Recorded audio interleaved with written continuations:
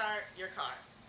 You might be thinking, why this is useful, why should I need to know this? Well, it's because when you're out living on your own, you're going to need a way to transport yourselves around, and a car is pretty ideal. And if you have a car, I guarantee at one point in time, the battery will die. This can be due to leaving your lights on, your doors open, your radio on for an extended period of time. All of these can drain out your battery because your battery is what runs everything when your engine is turned off. So, what you will need is a pair of jumper cables. These are jumper cables, and let's see, the red is positive, and the black is negative. See? Red positive, black negative. And I always kind of think that's the opposite, like red is bad, negative, but in this case, red is good. And so first, what you need to do is pull up a car with a good battery close to your car with a bad battery. So for this, let's say my car has a bad battery. And then I go inside and I have to determine if the battery is the cause. So I can turn my lights on, and if the lights are dim, then your battery's probably dead. Or if you put your key in the ignition and your dashboard doesn't light up, then your battery's dead. If one of those happens, then you might want to check in your car, and maybe it's the alternator or something else. So you take your jumper cables, and well, before that, let's rewind. First, you have to open up your hood, and you can find the latch by your door around there. If you can't find the latch to your hood, then check your owner's manual, and you pull that, and then you open up your hood. And you do that to both the cars. And then you have to determine your battery. So come over here. This is your car battery, and it's connected to the engine.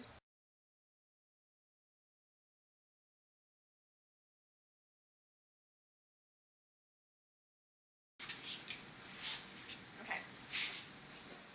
So now you have your jumper cables, and we're going to attach them to your battery. This is an important process.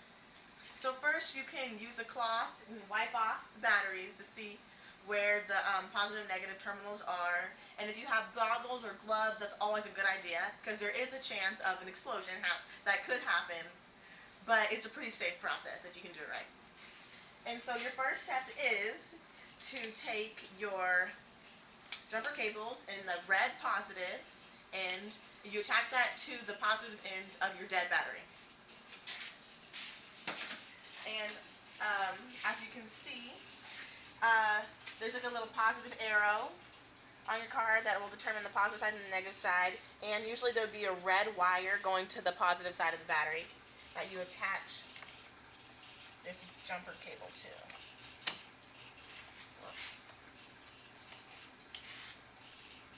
You want to make sure it's on there nice and tight.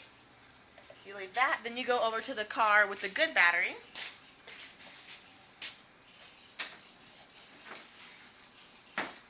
And you attach the positive jumper cable to the positive end of the battery. And so on this car, it's right here, because you can see the red wire going to this side. And then you attach the negative end to the negative side of the good battery. Like so. Make sure it's on there nice and tight. Then you go back to the car with the bad battery, and you attach your negative end. And this you put on a grounded metal on the car battery.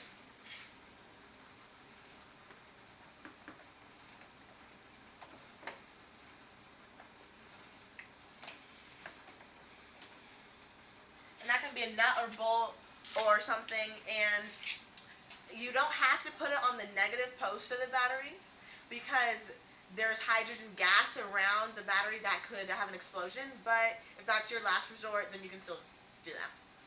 So then you go inside the car with the good battery, and you start the car, and if you're like, oh, I don't know which car I should start first, if you start the car with a dead battery, then you wouldn't be in a situation at all.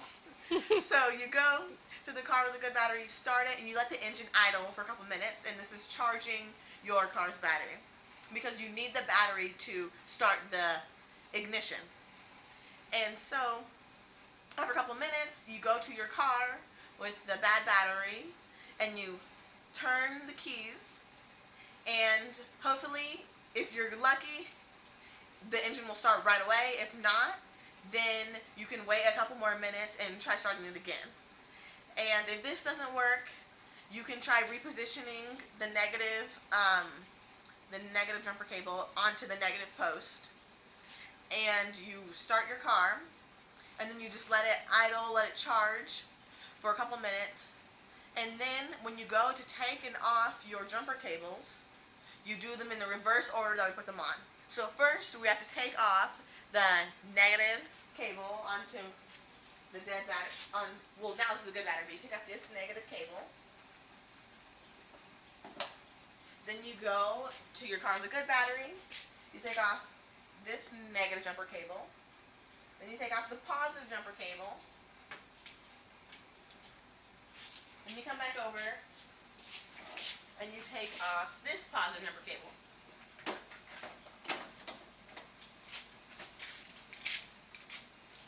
And that's it. It's a pretty easy process.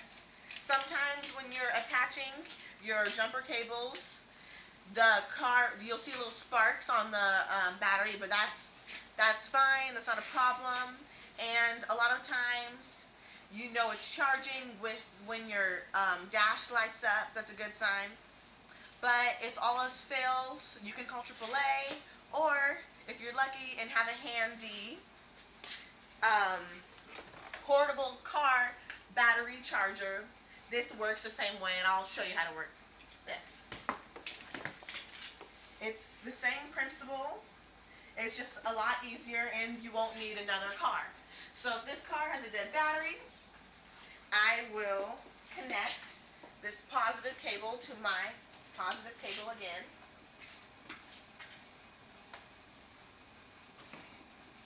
And I connect the negative cable.